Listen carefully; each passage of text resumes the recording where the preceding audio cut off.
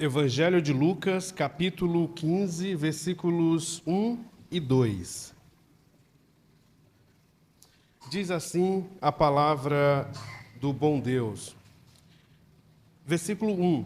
Todos os publicanos e pecadores estavam se reunindo para ouvi-lo, mas os fariseus e os mestres da lei o criticavam.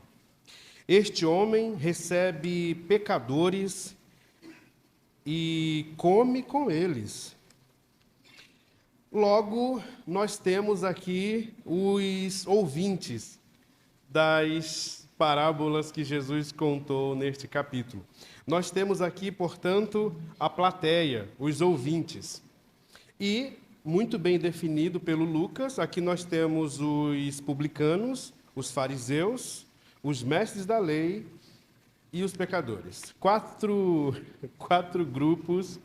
Fariseus e mestres da lei, a gente poderia pensar que representam o filho mais velho.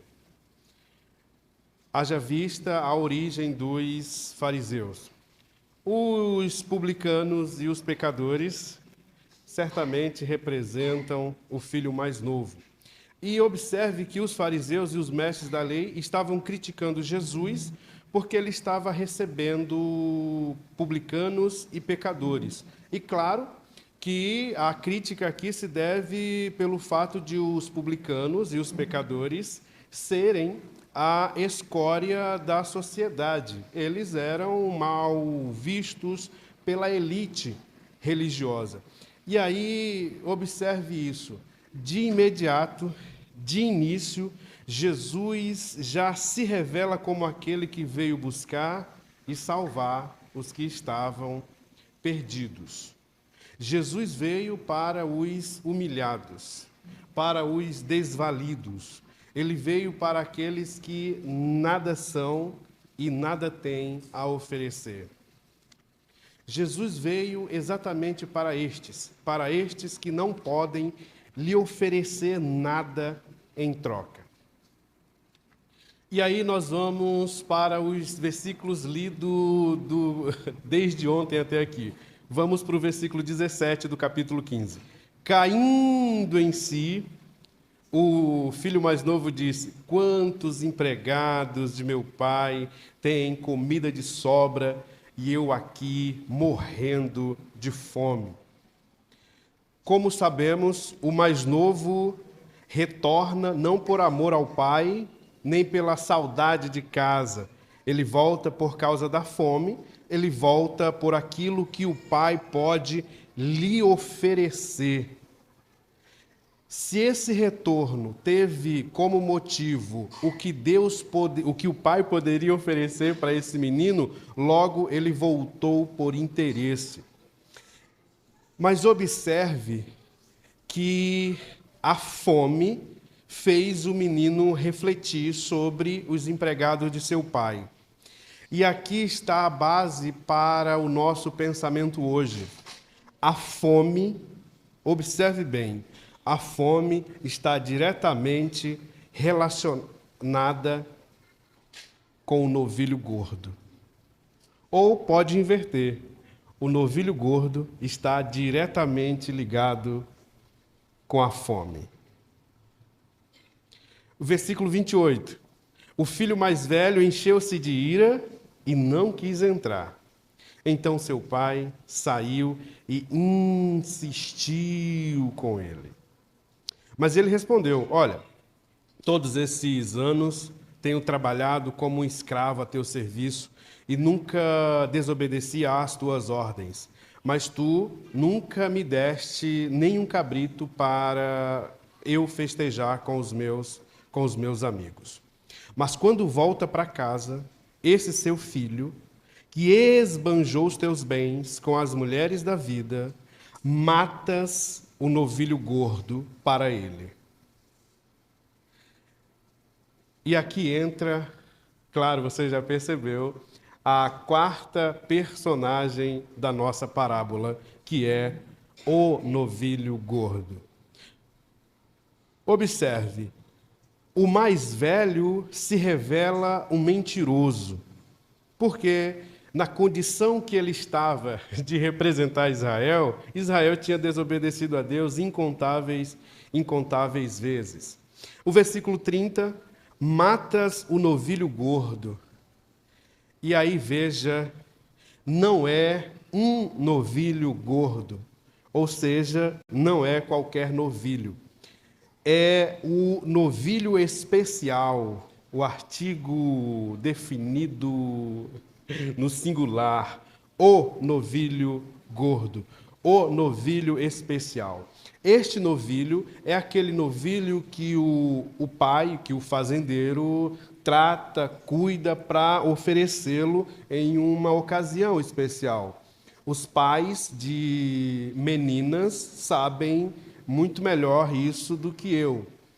Os pais de meninas, quando estas casam, eles tentam oferecer o seu melhor, não é isso? Preparam a festa. Pois é. É disso que estamos falando, de um animal que será oferecido numa data especial, numa comemoração especial, num evento especial. E aí veja, o novilho é o novilho especial que estava à disposição do pai para uma festa, para uma ocasião especial, notável.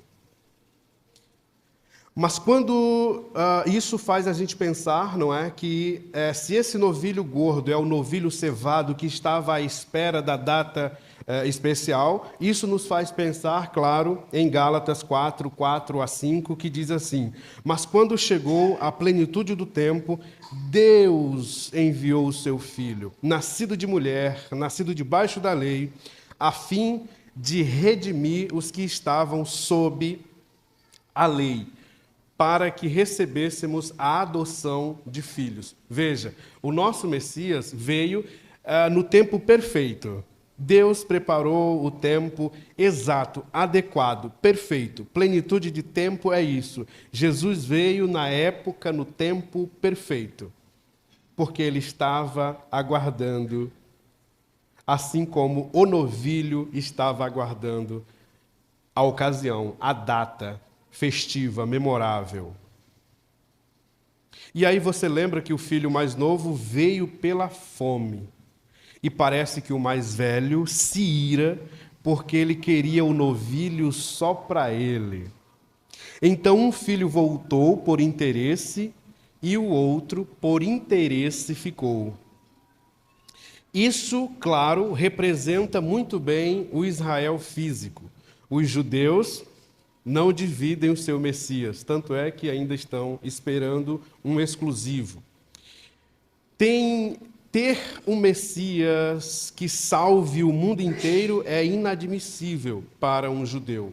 Assim como era inadmissível para o filho mais velho a ideia de que o pai ofereceu um novilho para um único filho. Não é? Isso é inadmissível e é isso que causa a ira do filho mais velho. E aqui a gente percebe de imediato,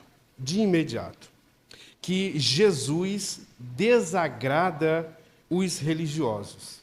Você percebe que a crítica a Jesus é exatamente em relação a isso, a esta aceitação, a esta acessibilidade que o próprio Jesus se permite para que tanto o judeu quanto o gentil desfrute dele, aproveite, use-o e tenha os benefícios que ele oferece para os dois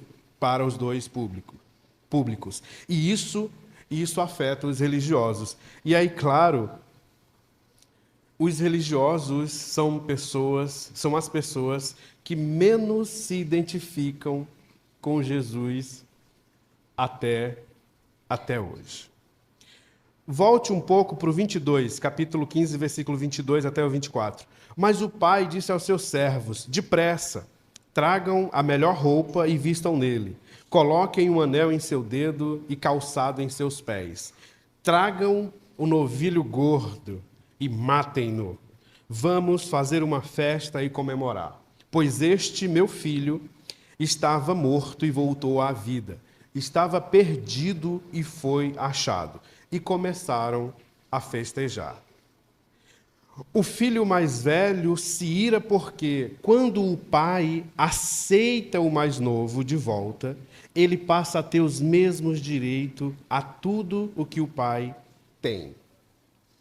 E aí, claro, se a gente pudesse fazer uma aplicação já, a gente diria que a salvação não está reservada apenas para os judeus, claro. O pai aceita aqueles que estavam longe.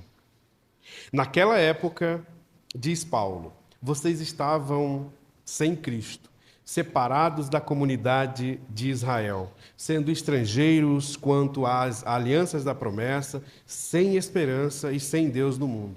Mas agora, em Cristo Jesus, vocês que antes estavam longe, foram aproximados mediante o sangue de Cristo. O filho, aí volte o versículo 28, o filho mais velho encheu-se de ira e não quis entrar. Então, seu pai saiu e insistiu com ele.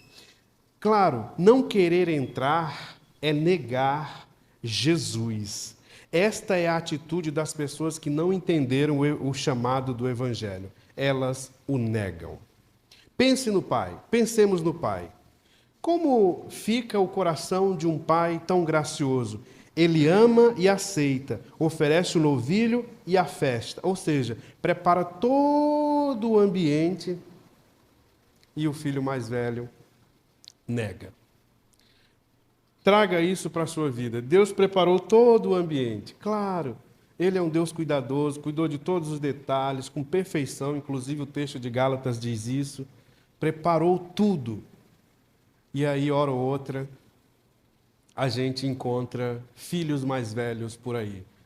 Outrora nós éramos exatamente esse filho mais velho. Nós demos muito trabalho para o nosso Senhor. O versículo 23.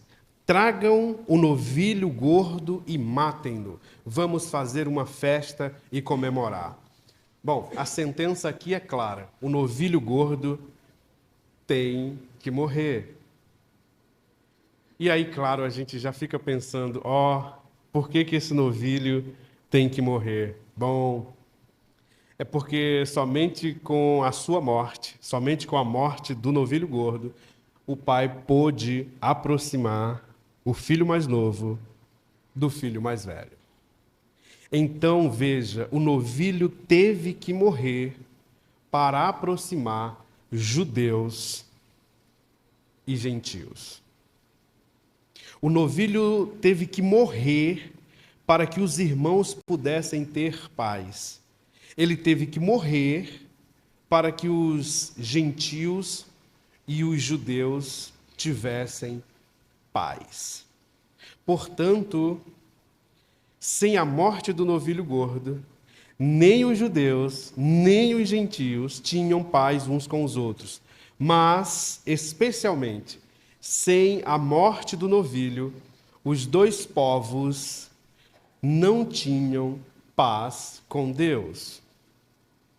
E aí a gente lembra com alegria divinal de Romanos 5:1. Tendo sido, pois, eu deveria ler esse versículo com lágrimas nos olhos, mas meu coração ainda é duro. Eu estou lendo, tendo sido, pois, justificados pela fé, temos paz com Deus, por nosso Senhor Jesus Cristo. Isso aqui deveria dar oxigênio para a minha alma. Que belo, que bom saber que em Cristo nós somos justificados, nós somos aproximados. E esta é a ideia. Este é definitivamente o papel do novilho gordo. Promover a paz entre judeu e gentil e, sobretudo, promover a paz entre Deus e os homens. E aí, claro, o novilho está sendo cevado, preparado, alimentado, é verdade. Qual é a culpa desse novilho por essa família disfuncional? Nenhuma. Nenhuma. O novilho não tem culpa nenhuma. E esta é a ideia. o responsável pela paz entre os judeus e os gentios, entre os judeus, gentios e Deus, deve ser um inocente. E aqui entra o nosso Messias, o inocente. Tanto o filho mais novo quanto o filho mais velho tinham pecados, claro. Um foi embora porque não amava o pai e nem a família. O mais velho ficou por interesse. E aí a gente começa a pensar no seguinte: quando nós pecamos contra Deus. E isso precisa ser compreendido da forma exata, da forma correta, da forma verdadeira. O Davi entendeu isso quando escreveu o Salmo 51:4, dizendo o seguinte: contra ti, só contra ti, pequei e fiz o que tu reprovas, de modo que justa é a tua sentença e tens razão em condenar-me. Então, por favor, pensemos um pouco. Fazer julgamento condenatório contra alguém é pecado, correto? É pecado. Mas, por favor, pensemos que é um pecado contra o nosso Pai, é um pecado contra Deus. Antes de ferir a criação, antes de ferir a criatura, você feriu quem a criou. Então, o pecado é contra Deus. E aí, esta compreensão nos leva para um outro degrau, que é o seguinte: pecar contra Deus é fazer uma dívida com Deus. Uma dívida com Deus só está paga quando o próprio Deus paga. Um homem não pode fazer uma dívida com Deus e ele mesmo pagar, porque o homem não é inocente.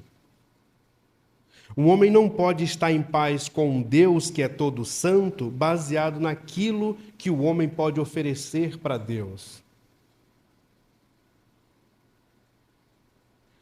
Recentemente, eu reli um livro chamado Um Estranho à Mesa do Jantar. O título também é estranho, não é? Um Estranho à Mesa do Jantar, mas o autor, sujeito gente boa, escreveu bem. E ele diz uma verdade que a gente já sabe, mas que hora ou outra a gente precisa entrar em contato novamente. Que ele diz assim: Deus é Deus. O Criador é maior que a criação. Por isso, quando o Criador assume o preço do pecado para si, ao invés daqueles que criou, isso satisfaz a sua justiça perfeita. O pecado é uma dívida com Deus, fato. Uma dívida que só estará paga quando o próprio Deus assumir esta dívida. Porque você é incapaz de pagar. Porque você não é inocente. Diante desta verdade, a gente vai para 2 Coríntios 5:21, alegres, respirando justificação, respirando reconciliação, ao lermos a seguinte sentença: Deus tornou pecado por nós aquele que não tinha pecado, para que nele nos tornássemos justiça de Deus. Só estará paga a sua dívida quando o próprio Deus assumi-la para si. E, portanto, depois que ele assumiu, aí sim você estará livre de qualquer dívida com Deus. Antes disso, não terá. Então veja, a dívida do pecado é tão grande que somente o próprio Deus pode pagar. O inocente toma o nosso lugar e paga a nossa dívida. Se o novilho gordo trouxe a paz para aquela casa, Jesus trouxe e selou a paz entre os homens e Deus, indo à cruz e assumindo toda a nossa dívida. 2 Coríntios 5,19 diz, ou seja, que Deus em Cristo estava reconciliando consigo o mundo, judeu e gentil, não lançando em conta os pecados dos homens, e nos confiou a mensagem da reconciliação. E aí, claro, Efésios 2,14 vem ao nosso coração e diz, pois ele é a nossa paz, o qual de ambos fez um e destruiu a barreira, o muro de inimizade. Este é o objetivo da morte do novilho gordo. Este é o objetivo da morte de um inocente. E este foi o objetivo da morte do nosso Messias. Destruir a barreira que separava judeus e gentios. E, sobretudo, destruir a barreira que separava o homem de Deus. Portanto, ele é a nossa paz. E claro, na cruz, quando Cristo disse está consumado, é isso, está pago. E aí, de novo, disse isso ontem, ou talvez hoje de manhã, grave isso na sua alma. Todos que estão em Cristo não devem mais nada. Se você está em Cristo, não tem mais dívida. Se você está em Cristo, você está em paz com Deus. Se você está em Cristo, não há nenhuma condenação, pois, para os que estão em Cristo Jesus. Romanos 8:1 nos diz isso. E aí tem um autor que eu gosto muito, que é Matthew Henry, que ele diz assim, que paz podem ter aqueles que não têm paz com Deus?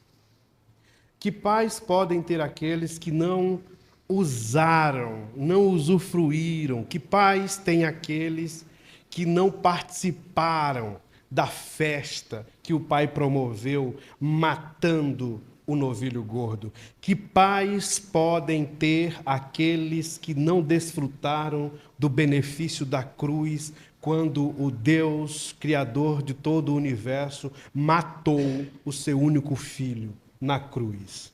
Que paz podem ter estas pessoas?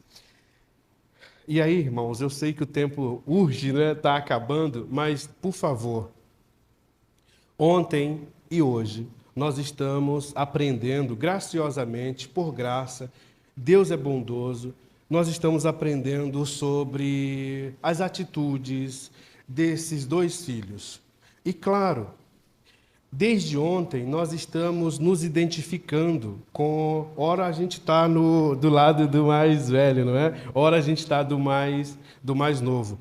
Graças a Deus por isso, porque a gente está conseguindo, por capacidade dada por Deus, de refletir e pensar aonde é que nós estamos, hora ou outra.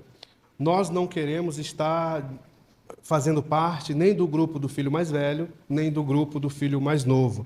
Nós queremos que a beleza e a benevolência, a graça e a generosidade do Pai nos impacte de forma suficiente para que a nossa vida seja transformada à imagem do Filho de Deus e, desta forma, experimentarmos um relacionamento profundo, íntimo com Deus. Logo, se desde ontem você está observando aonde você pode melhorar, o que você pode abandonar, o que você pode deixar para que você se aproxime da imagem do Filho de Deus, isso é graça. E aí, claro, se porventura algum desses pecados, alguma dessas deslizes, dessas negligências, o apavorou, graças a Deus por isso. E aí eu termino dizendo o seguinte: a graça que expõe o pecado, a graça que disse assim, Raimundo, tu está parecendo o filho mais velho. A graça que diz, Raimundo, ontem eu acho que você estava parecendo o filho mais novo, você está agindo assim, rapaz. Esta graça que me ajuda a ver quem eu sou, A graça que expõe o meu pecado é a mesma graça que oferece o perdão. Então, irmãos, a graça que expõe o nosso pecado é a mesma graça que nos oferece perdão. Então, não há espaço para desespero. E se este bater à sua porta, você pode vir hoje a Jesus e experimentar um relacionamento estável, íntimo e maduro com Ele. Hoje. Deus te abençoe, te guarde no nome de Jesus.